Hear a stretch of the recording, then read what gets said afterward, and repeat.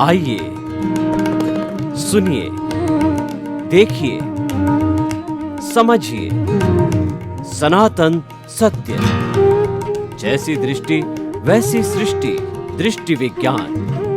कुदरत, कुदरती रचना एवं कुदरत के कानून से शाश्वत सुख की प्राप्ति। जोधपुर के परम पूज्य महात्मा उपासक प्रोफेसर डॉक्टर सोहन राज तातेड़ के निर्देशन में सनातन सत्य। जैसी दृष्टि वैसी सृष्टि, दृष्टि विज्ञान।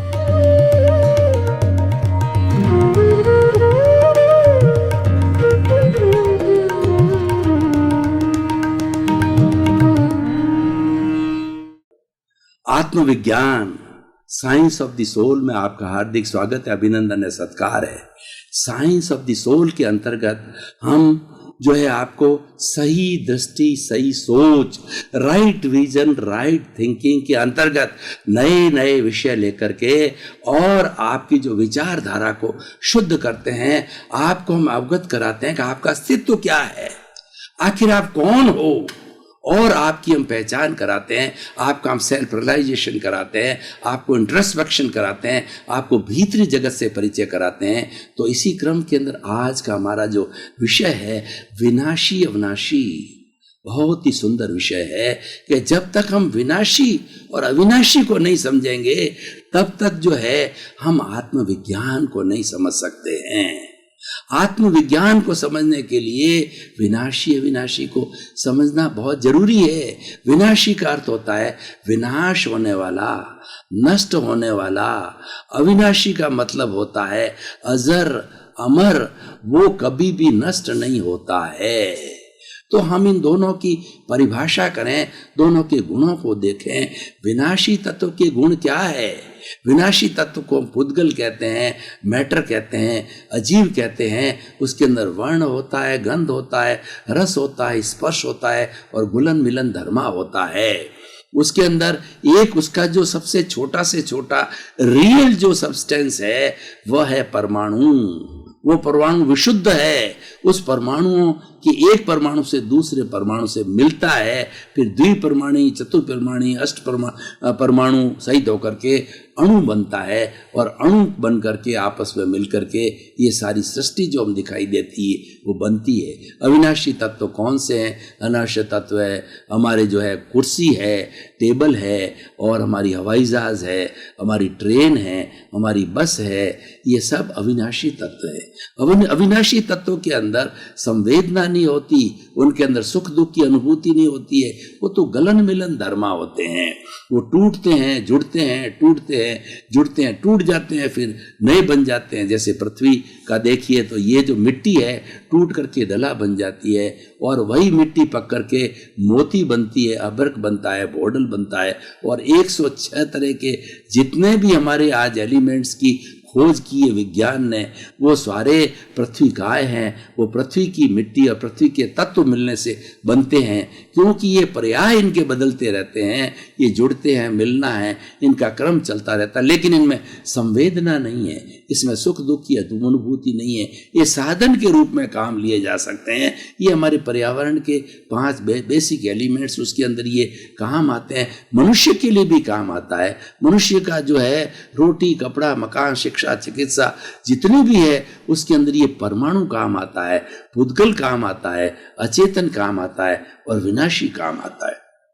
अब मैं दूसरा पक्ष लेता हूं, अविनाशी। अविनाशी का अर्थ होता है जिसका कभी विनाश नहीं होता है, इमॉर्टल, अजर, अमर, हर समय में एक सी रहती है और वो चेतनामय होती है। उसका नाम है आत्मा। उसको जो है वैज्ञानिक लोग कहते हैं कॉन्शियसनेस, उसको सोल कहा जाता है। और उसके बाद में इसके 23 नाम दिए गए हमारे धार्मिक ग्रंथों में, अलग अलग नाम लेते हुए, लेकिन वो पर्यायवाची है। उन सब का अर्थ चेतना से है। चेतना क्या होता है? असंख्य परमाणुओं के चेतना में असंख्य परमाणुओं के पिंड को हम आत्मा कहते हैं।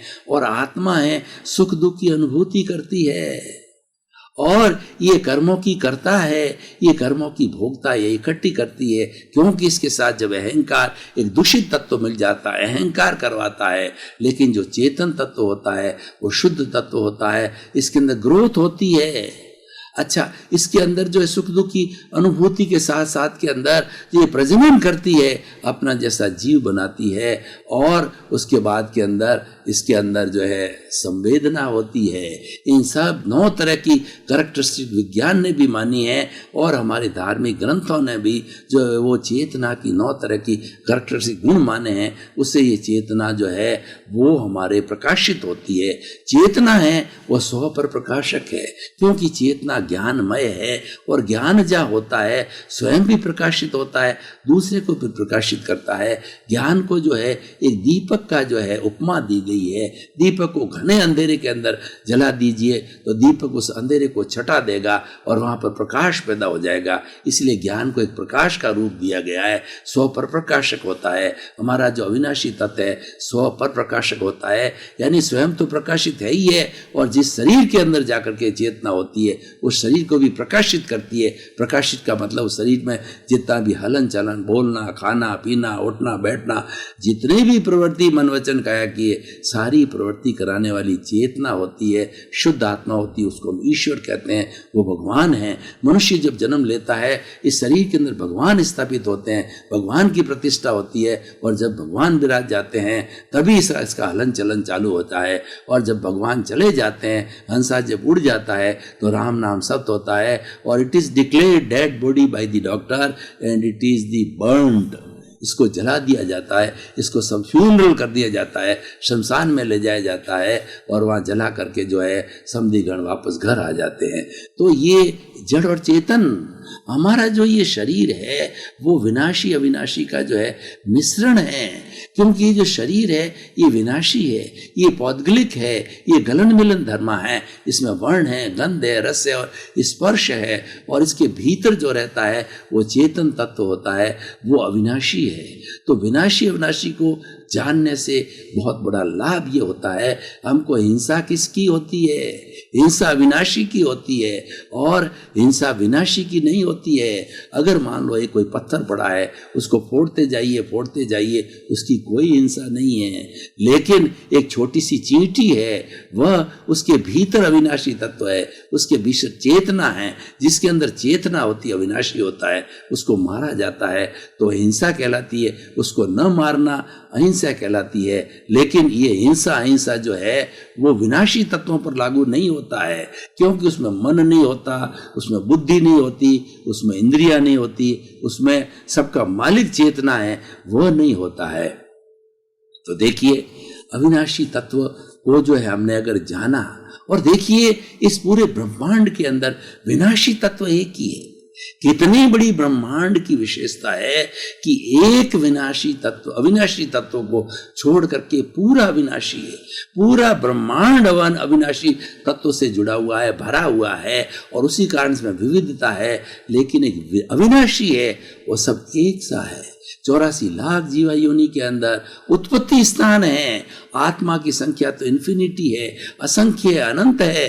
जो लोग विज्ञान को पढ़ते हैं वो जानते हैं कि इन्फिनिटी का अर्थ होता है अनंत, इसके बाद कोई संख्या नहीं होती है। तो ऐसे चेतना में परिमाणियों की, अविनाशी तत्वों की जो है संख्या असंख्य है, लेकिन जो है वो उन सब में एकता है। वो सारा एक सा ही है, चाहे राम का हो, चाहे कृष्ण का हो, चाहे महावीर का हो, चाहे 24 तीर्थंकर हो, चाहे पेड़ का हो, चाहे पौधे का हो, चींटी का हो, गाय का हो, भैंस का हो, मनुष्य का हो, बैल का हो, सबका अविनाशी तत्व एक है। लेकिन ये विविधता विनाशी के कारण है।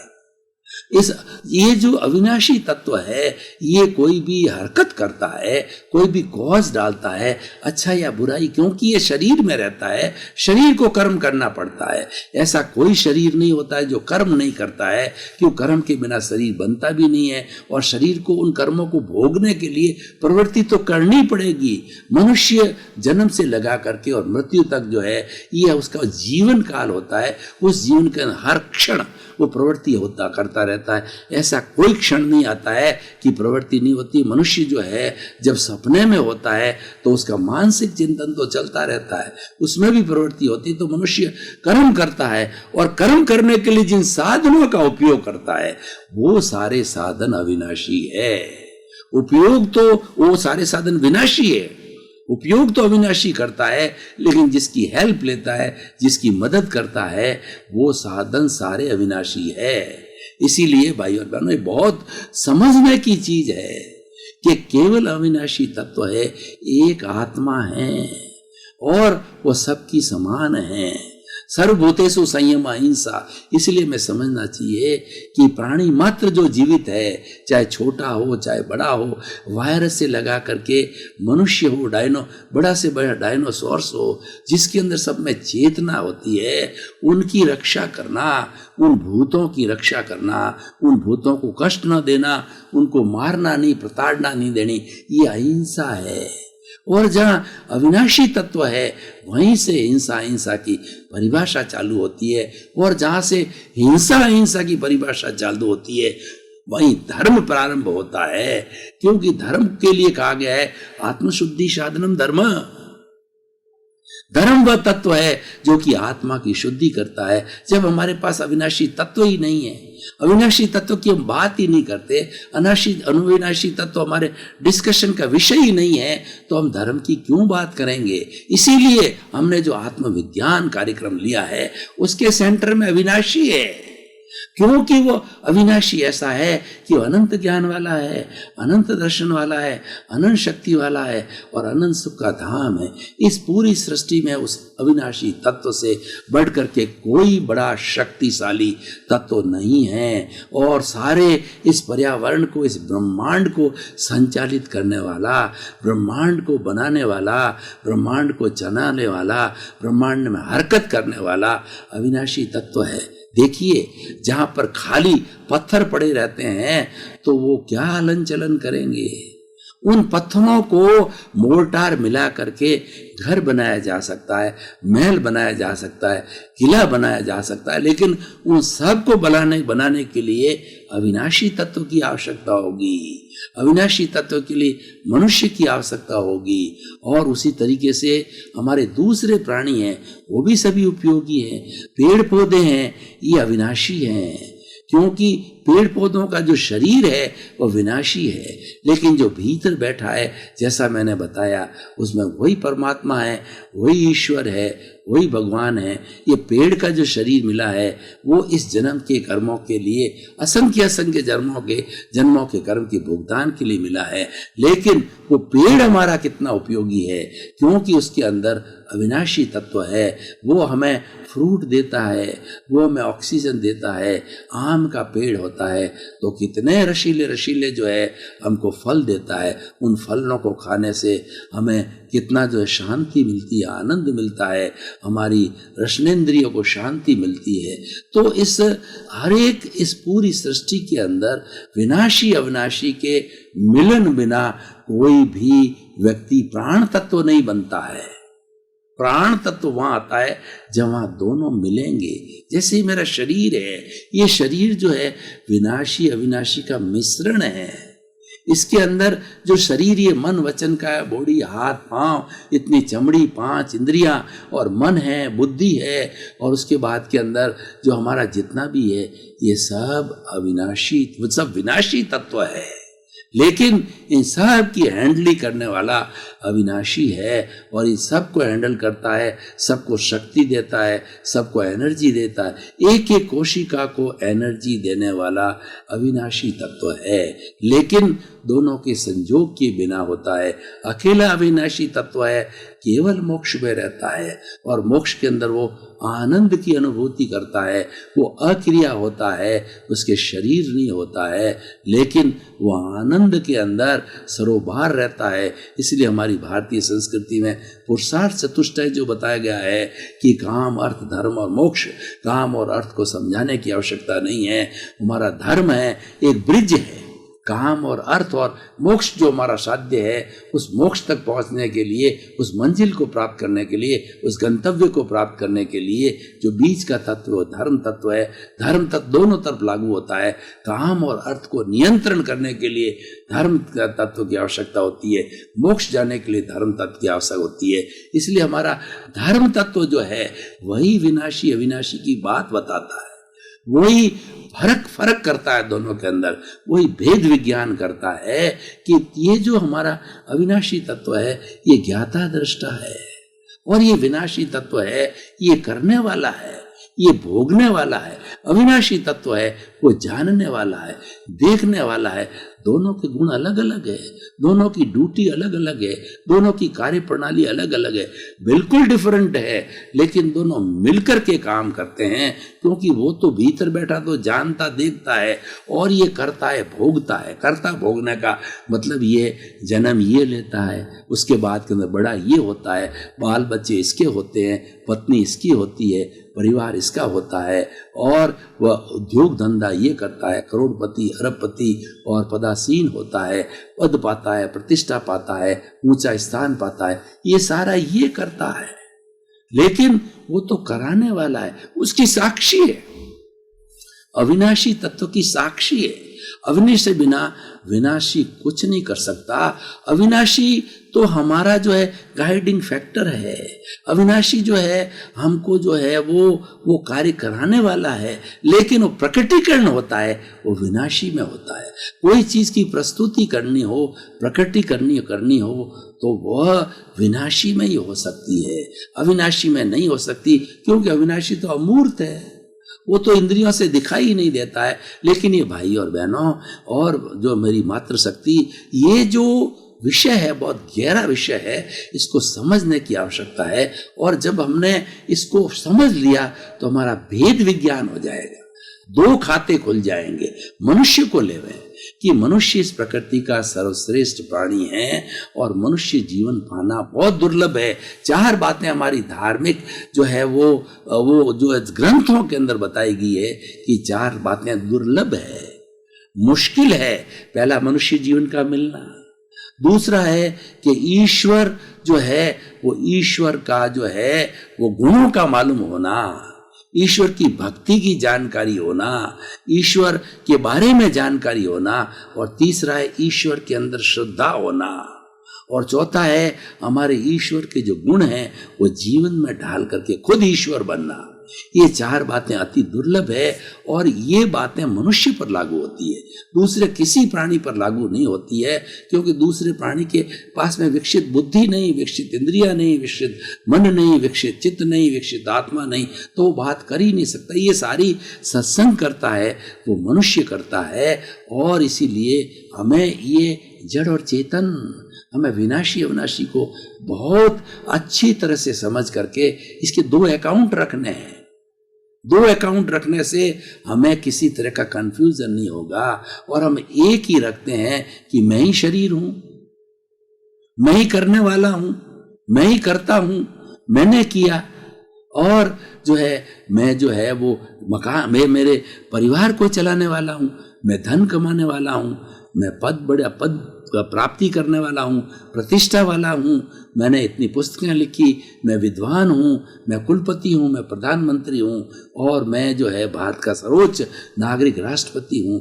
तो ये मैं और मेरा धन, मेरा दौलत, मेरा परिवार, मेरे बच्चे, मैं और मेरा करते करते जो है हम भूल जाते हैं।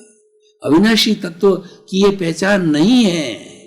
ये तो मैं और मेरा जो है इन दोनों के मिलने से एक अशुद्धि पैदा हो गई, अहंकार खड़ा हो गया।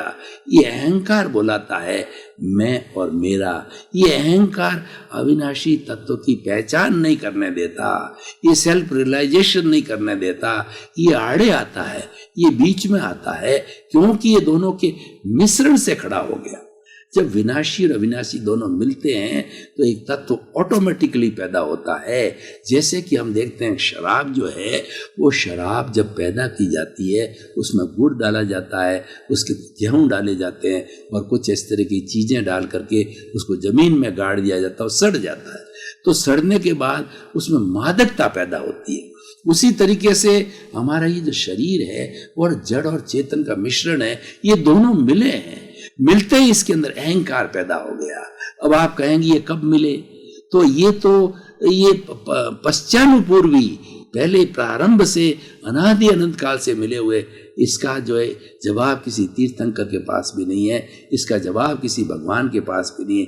ये मिले हुए हैं, इनके मिश्रण से जो है अहंकार पैदा हो गया। अहंकार क्या है? मैं और मेरा, ये मोह है, ये ममत्व, ये ममकार है। अहंकार है, वो ममत्व है। तो ये पैदा होने से यही कर्ता भाव पैदा करता है, यही कर्म बंधन कराता है और यही दुख का कारण है। तो लेकिन ये जड़ है। हमारा विषय जो है वो अविनाशी विनाशी है, ये विनाशी है, ये समाप्त होने वाला है, ये हमेशा साथ में नहीं रहने वाला है। ये समाप्त कैसे होता है? विनाशी अविनाशी को समझने के लिए हमें समझना पड़ेगा कि जड़ तत्व जो हमारे साथ के अंदर मिल गया है, विनाशी तत्व है, उस विनाशी को हम समाप्त कैसे करें। अगर समाप्त नहीं करेंगे तो हम भव भवांतर के अंदर अज्ञान के स्वरूप अहंकार के वशीभूत होकर के, मैं और मेरा के वशीभूत होकर के बार बार जन्म लेते रहेंगे। एक अहंकार का शरीर गया, दूसरा अहंकार पैदा हो गया, नया पुतला डालेगा। अहंकार कौज डालता है, अहंकार कर्म बीज डालता है और यह अहंकार राग द्वेष करता है, अहंकार कषाय है। तो ये राग द्वेष करने से नए बीज पड़े और फिर नया पुतला तैयार हो गया। ये श्रृंखला तो चलती रहेगी, ये हमें रोकना पड़ेगा। ये रोकने के लिए हमें विनाशी अविनाशी का भेद ज्ञान करना पड़ेगा। हमें हर क्षण जो है अविनाशी के पाले में रहना है। मैं शुद्ध आत्मा हूँ, मैं तो ज्ञाता हूँ, मैं तो दृष्टा हूँ, मैं तो देखने वाला हूँ। ये विनाशी तत्व क्या कर रहा है, मात्र उसको देखता हूँ। जैसे कि हम फिल्म को देखने के लिए थिएटर में जाते, फिल्म अलग है, मैं अलग हूँ। फिल्म तो दृश्य है, मैं तो दृष्टा हूँ। दृश्य है, वह विनाशी है, मैं विनाशी हूँ। वो जड़ है, मैं चेतन हूँ।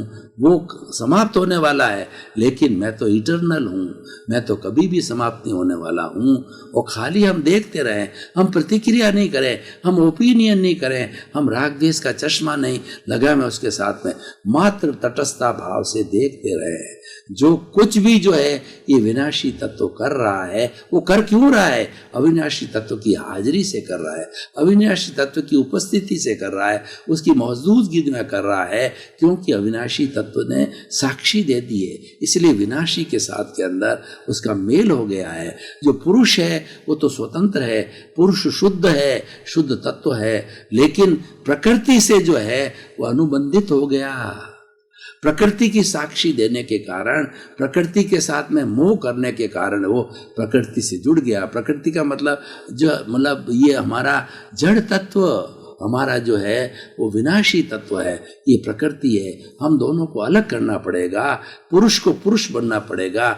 जब पुरुष जो है वो शुद्ध रूप के अंदर आ जाएगा, प्योरली ज्ञाता दृष्टा में आ जाएगा, जब उसका अनुभव बढ़ जाएगा, तो उसका अनुभव बढ़ते बढ़ते 100% जब उसका अनुभव हो जाएगा तो केवल ज्ञान की अवस्था में आ जाएगा, उसको ब्रह्म ज्ञान हो जाएगा। भाइयों, आपका बहुत बहुत धन्यवाद। आप जो है ये आत्मविज्ञान कार्यक्रम देखते रहिए। आत्मविज्ञान कार्यक्रम के अंदर ऐसे सुंदर सुंदर चीजें आपको जीवन से जुड़ी हुई बताई जा रही है। न तो कोई मंत्र है, न कोई तंत्र है, न कोई किसी तरह की क्रिया है। यह तो आपको सेल्फ रियलाइजेशन की क्रिया है। आप कौन हो उसका हम रियलाइजेशन कराते हैं, उसका हम साक्षात्कार कराते हैं। उसके लिए हमने साधन लिया है कि राइट विजन, राइट थिंकिंग, सही दृष्टि और सही सोच। हमारी सोच को बदल दिए, नजर बदलिए, नजरिया बदल जाएगा तो आपका जीवन धन्य हो जाएगा। आपके प्रति मंगल भावना, शुभकामना कि आप अपने जीवन को धन्य बना करके समाज में परोपकार का कार्य करते हुए, परिवार के साथ में आनंद से रहते हुए और अपने कर्मों को खपाकर सिद्ध बुद्ध मुक्त बने। आपके प्रति